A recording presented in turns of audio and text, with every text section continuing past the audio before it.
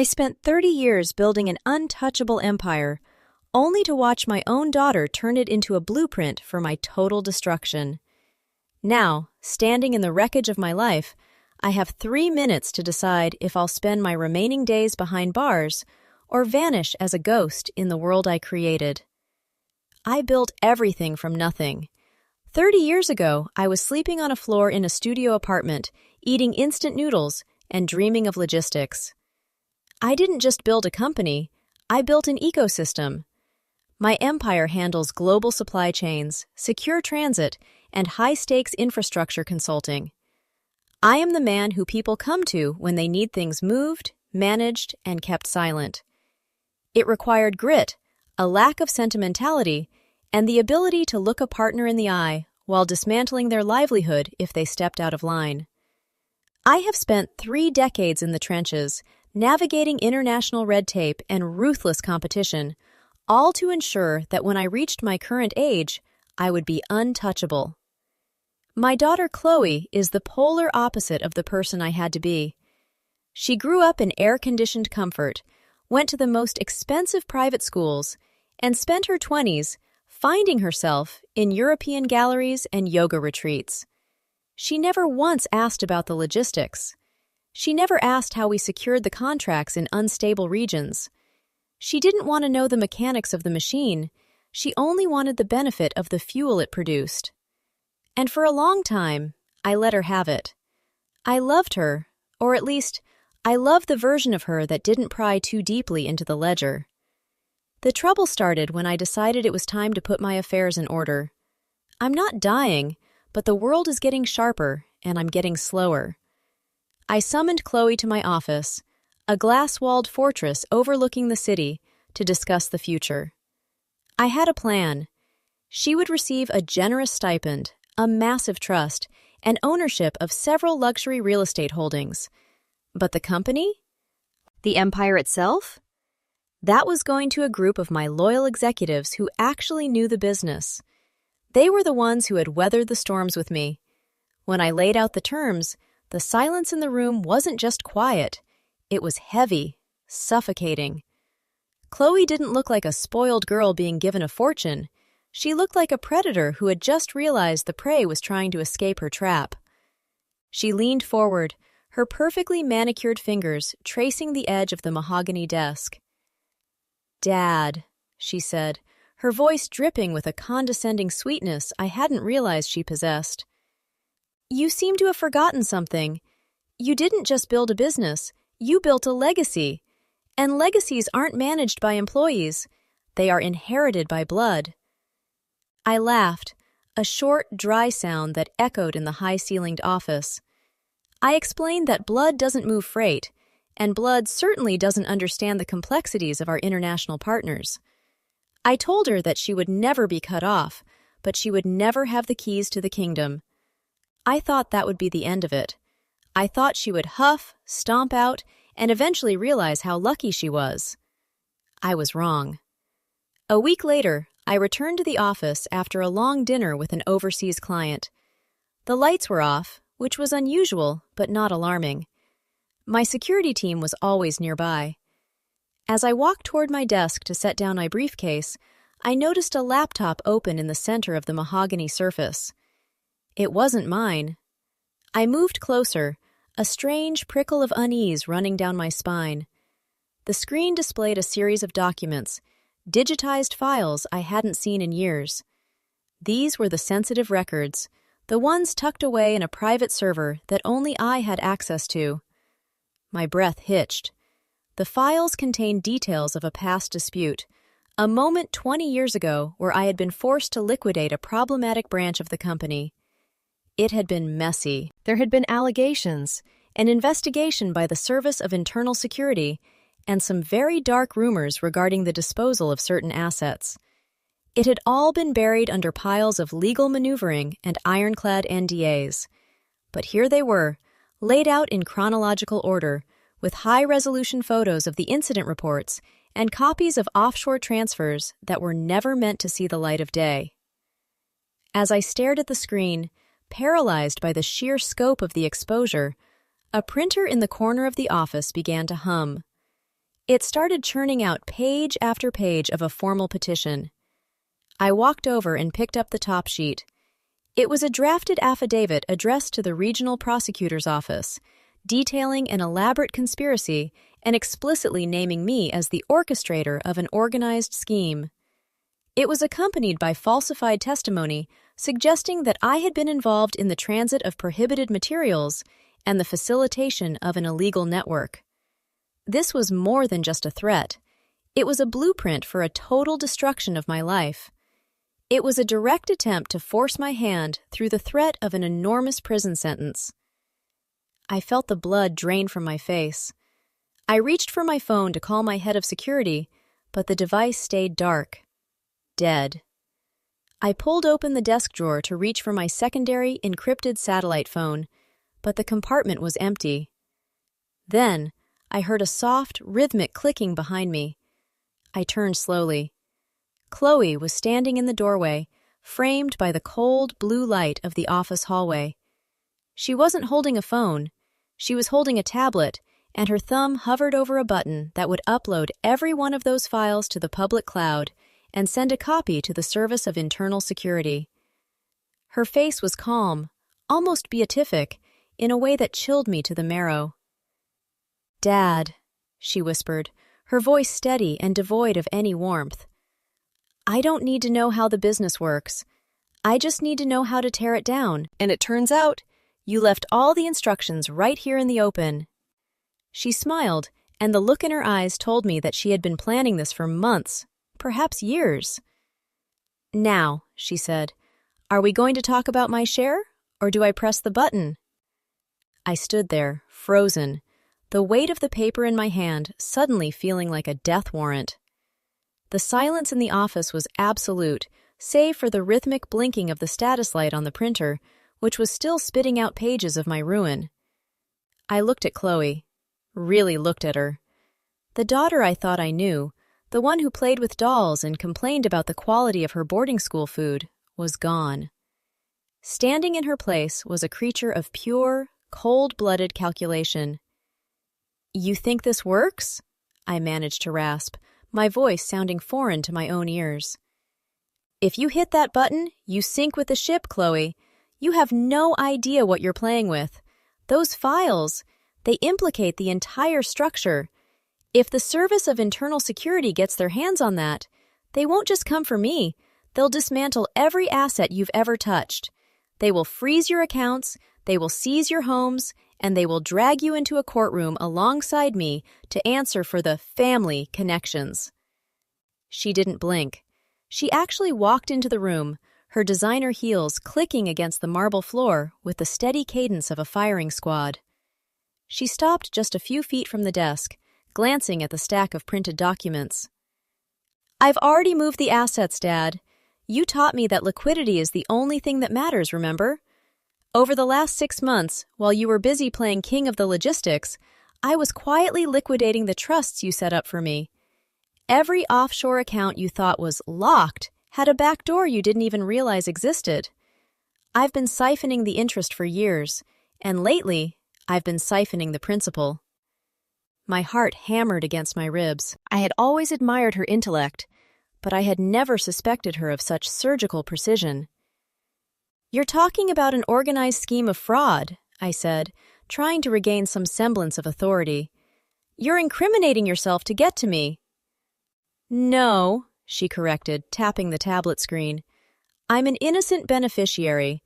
I was just following your instructions.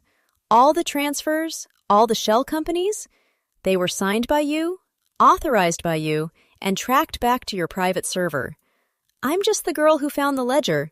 In the eyes of the law, I'm the whistleblower who finally had the courage to step forward after discovering her father's dark reality. The sympathy will be overwhelming."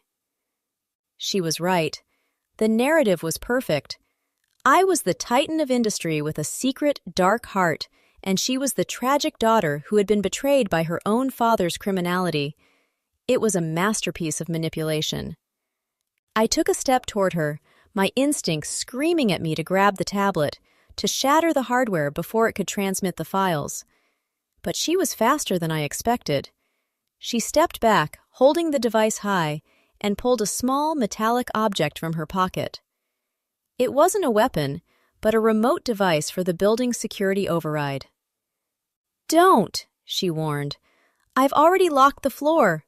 The elevators are disabled, the stairwell doors are magnetically sealed, and the guards, the ones you trust so much, they've been reassigned to a training exercise off-site for the next hour. You and I are the only two people in this entire building." The realization hit me harder than a physical blow.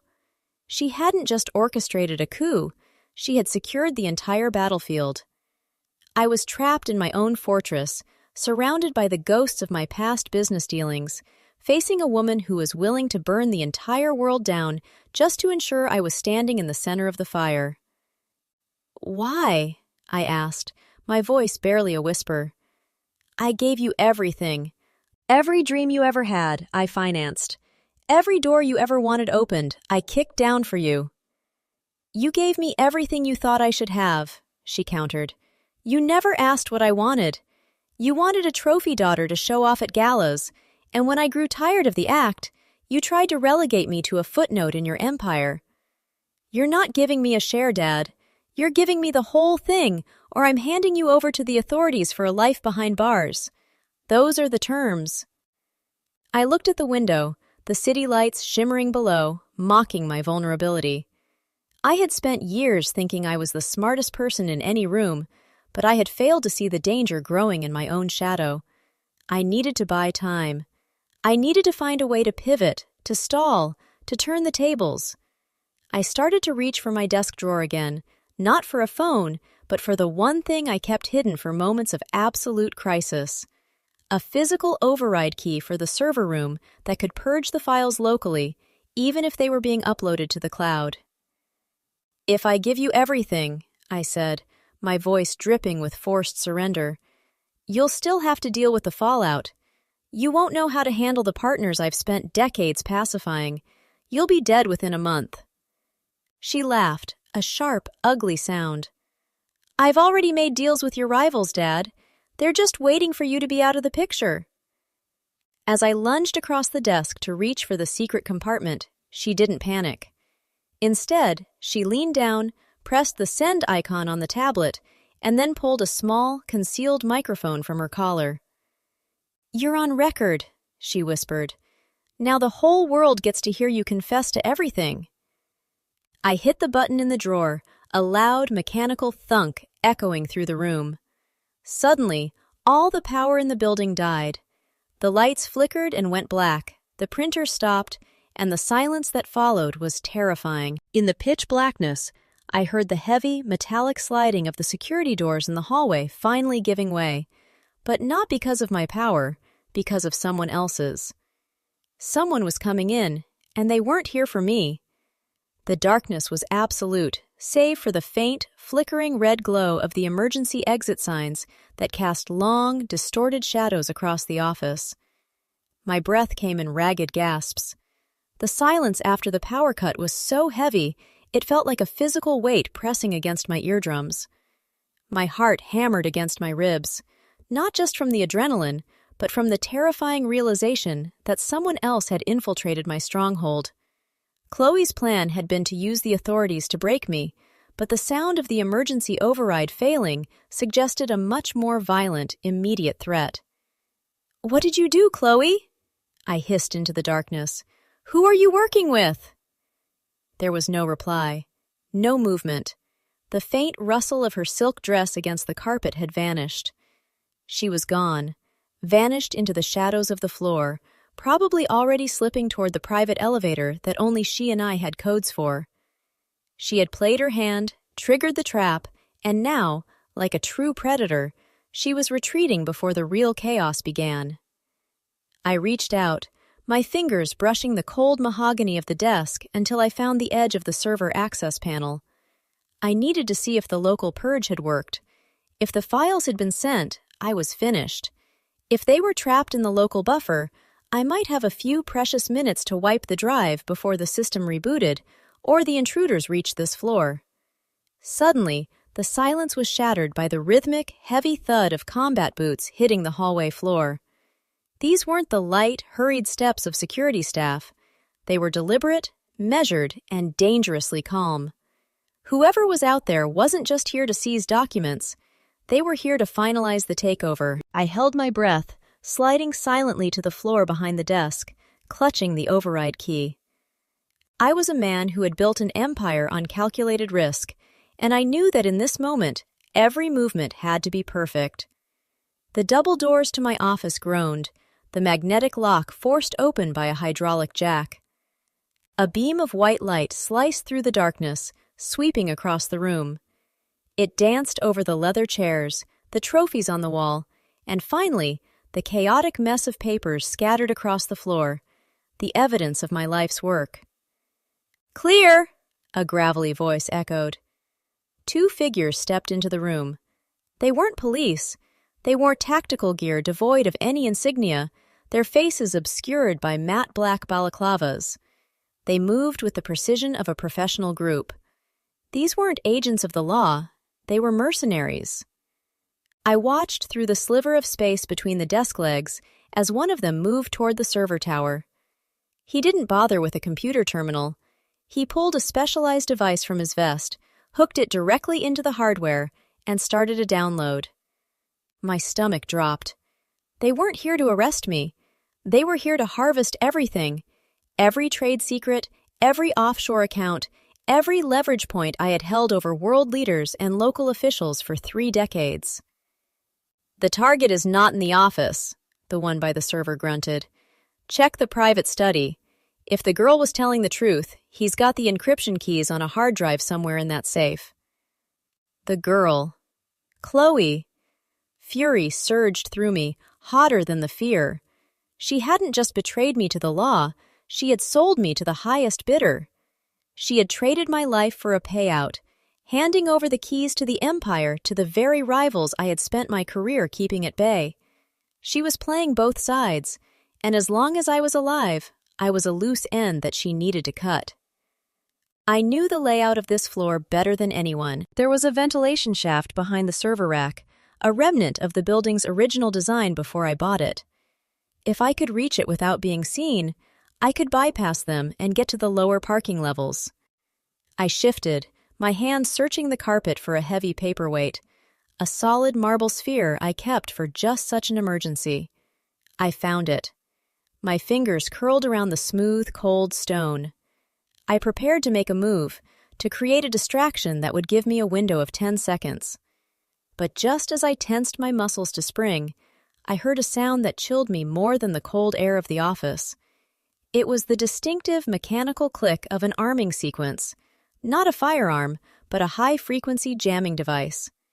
The entire room suddenly hummed with an invisible, buzzing energy.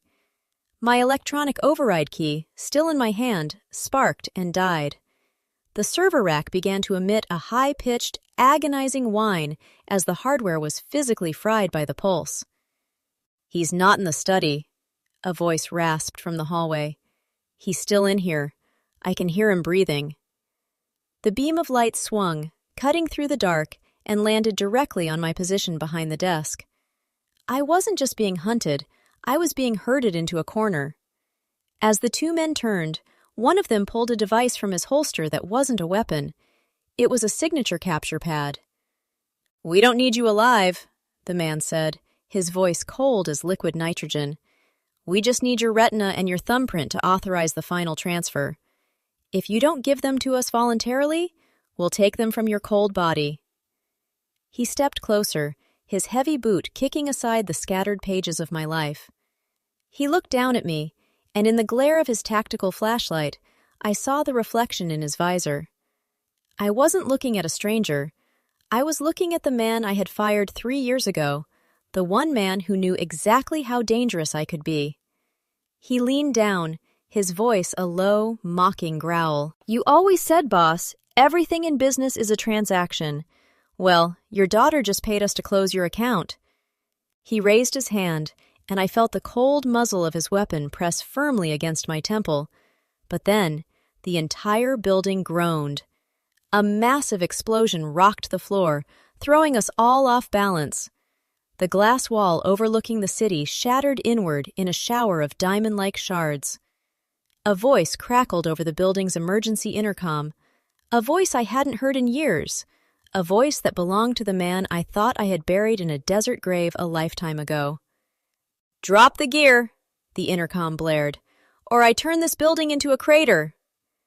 The building groaned, a deep, structural shriek of tortured steel that vibrated through the floorboards and rattled my teeth. The mercenaries, caught off guard by the blast and the sudden intrusion on the intercom, stumbled. My former employee, the man who now held my life in his hands, wavered, his weapon dipping just an inch as he looked toward the shattered wall where the city lights were now obscured by swirling, acrid smoke. I didn't wait. The shock of the explosion gave me the split-second advantage I needed. I swung the marble sphere with every ounce of strength I had, catching the mercenary in the side of his knee. There was a sickening crack, and he went down with a roar of pain. The second man whirled around, his weapon trained on me, but before he could pull the trigger, a rhythmic, muffled thwip, thwip, thwip sound tore through the room. 2 pressurized tranquilizer darts buried themselves in his tactical vest, and he slumped forward, paralyzed before he even hit the carpet. I scrambled back, gasping for air, my heart hammering like a trapped bird. "Who's there?" I shouted, my voice cracking. "Show yourself!" The smoke in the room began to clear, drawn out by the broken window and the pressure differential of the blast. From the hallway, a silhouette emerged. He wasn't the ghost I expected, but a man I knew all too well, Arthur, my oldest, most trusted lieutenant. He was the only person who knew about the contingency protocols I had written into my own business structure decades ago. He was holding a small, specialized remote, the kind that controlled the building's hidden fire suppression and emergency evacuation systems. "You're late," I panted, clutching my side where I'd bruised myself in the scramble. "I'm exactly on time," Arthur replied, his voice calm, steady, and terrifyingly cold.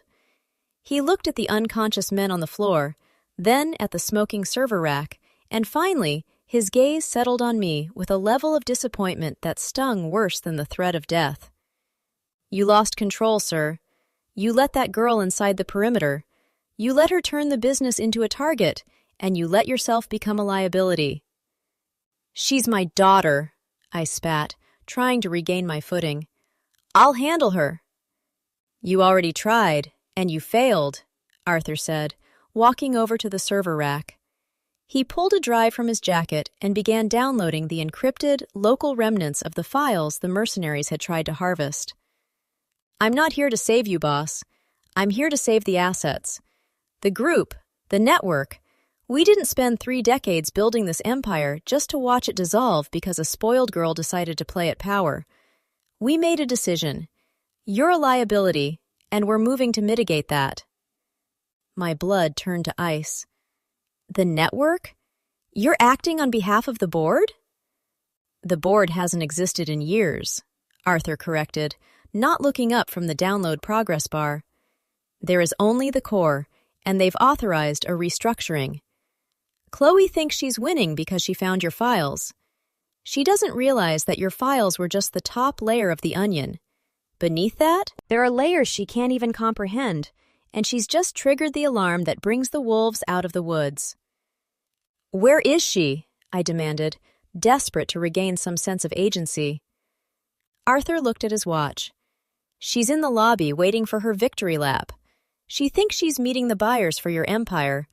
She thinks she's stepping into your shoes, but she's walking into a room full of people who are very tired of dealing with your family's drama." He stood up, the drive now in his hand. He tossed a heavy iron key onto the desk. "You can stay here and wait for the authorities to arrive, or you can take that key, head to the sub-basement, and get into the vault. There's a transport waiting. It's a one-way ticket to a place where you can spend the rest of your days in obscurity. But know this. If you walk out of here, the name you built, the man you were, the empire, it's all gone. We're scrubbing the servers, we're burning the records, and we're starting over under a new brand. You'll be a non-person, a shadow." "And if I refuse?" I asked. Arthur smiled, a thin, humorless line. "Then the people Chloe invited here, the ones currently flooding the lobby, will finish the job the mercenaries started. You have 3 minutes before the building is purged of all personnel." He turned to leave, but stopped at the doorway. "One last thing, sir. The reason your daughter knew about the offshore accounts, the reason she knew about the back doors, she didn't find them on her own. I showed her. I figured it was time for a change in management, and I needed someone with enough ego to take the fall for the transition." I stared at his retreating back, the weight of the betrayal crashing over me. It wasn't just my daughter.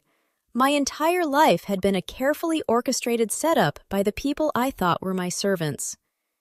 I looked at the desk, at the ruin of my office, and then at the iron key. I had 3 minutes to decide: die as the man I was, or live as a ghost in the world I created.